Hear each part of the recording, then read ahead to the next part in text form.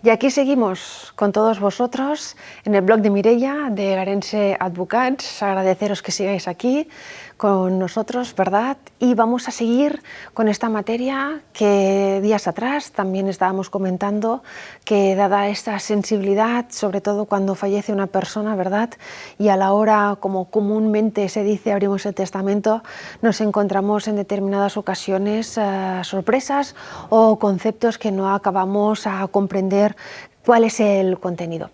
Pues bien, analizaremos en la sesión de hoy cuando una persona testadora deja en su testamento su última voluntad, en este caso instituye herederos a determinadas personas, los legitimarios, los que correspondan como herederos forzosos. Recordábamos en sesiones anteriores cuál es el concepto de heredero forzoso, que es el equivalente al legitimario, y que había también la opción de poder instituir legados. ¿Qué es un legado? ¿Quiénes son los legatarios? ¿Qué obligaciones impone esa figura respecto del heredero? Pues bien, el legatario viene a ser conocido como el heredero particular, es decir, el heredero universal es aquel que va a suceder a la persona del testador causante y difunto en toda su herencia, bienes, derechos, obligaciones.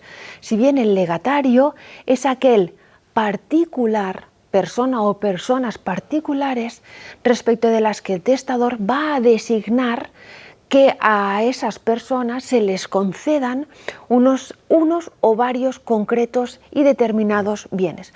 Viene a denominarse, como hemos dicho, ¿verdad?, como el sucesor, o en este caso el heredero particular versus el heredero universal, que es aquel que, como decimos, va a sustituir a la persona del testador. El legatario tiene el derecho, evidentemente, a reclamar, en este caso al obligado, que es el heredero universal, que se le entregue aquel bien o bienes particulares que han sido así designados en el testamento. Una vez se reclama la entrega del legado por parte del heredero, se efectúa la misma y ante notario se declara que en aquel momento se hace entrega del legado, estando esta persona también obligada a tramitar frente a la agencia tributaria, concretamente el haber recibido este legado por título de sucesión. Cosas importantes que tenemos que tener en cuenta es: ¿y existen legados, por lo tanto, si no hay testamento? Evidentemente, la respuesta es obvia, no. Ya sabemos que siempre es recomendable que aquella persona que quiera dejar escrita su última voluntad así lo haga y se vaya y acuda a cualquiera de las figuras, en este caso pues testamento abierto, testamento cerrado, ¿verdad? Incluso lo que hablábamos en otras sesiones del testamento hológrafo, que recordemos que el peligro se hallaba en poder probar el contenido y la localización del mismo. Pues bien, si el heredero tiene claro cuál es su última voluntad, lo mejor siempre va a ser recogerla en ese testamento, y es ahí donde podrá instituir, donde podrá recoger en su última voluntad en concreto el legado y a quien instituye como legatario. ¿Y si no tenemos testamento? ¿Qué ocurre? Pues entonces tenemos que acudir a la figura de la declaración de herederos a fin testato.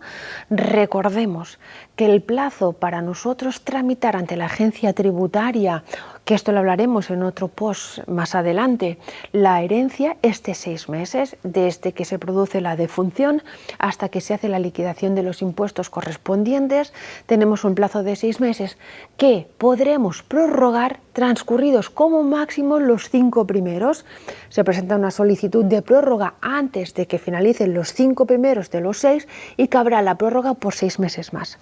Pues bien, si tenemos claro que no hay testamento, ¿de acuerdo?, eso nos va a suponer que exista un acto que venga a sustituir la falta de testamento, que es la declaración de herederos a fin testato. Es una declaración que se firma ante el notario, donde uno de los herederos, acompañado de 2 testigos que no sean familia, mayores de edad y que conocieran a la persona del causante, vengan a ratificar en compañía del heredero, de uno de ellos, de acuerdo a las circunstancias personales del testador.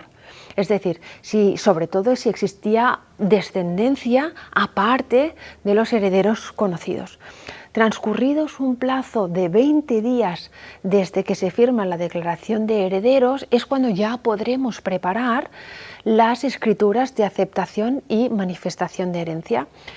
Hablaremos, como decimos, en un post muy interesante, qué documentación tenemos que aportar al notario para poder preparar esta escritura notarial de manifestación de aceptación de herencia, qué valores le vamos a tener que dar a esos bienes de caras a tributar con posterioridad los impuestos en función si soy heredero, si soy legitimario, si soy legatario, qué reducciones o bonificaciones vamos a poder nosotros aplicar en función del grado de parentesco, si tenemos algún tipo de discapacidad, si lo que recibimos es la vivienda habitual, etcétera, etcétera, etcétera.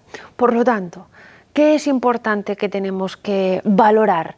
Que si no hay testamento, vamos a necesitar un periodo adicional para poder tramitar previamente la declaración de herederos a fin testato y con esa documentación preceptiva poder después firmar la correspondiente escritura de aceptación de herencia. Como ven, muchas cuestiones interesantes que van naciendo de una sucesión y que valoraremos en un post posterior. Muchas gracias por acompañarnos.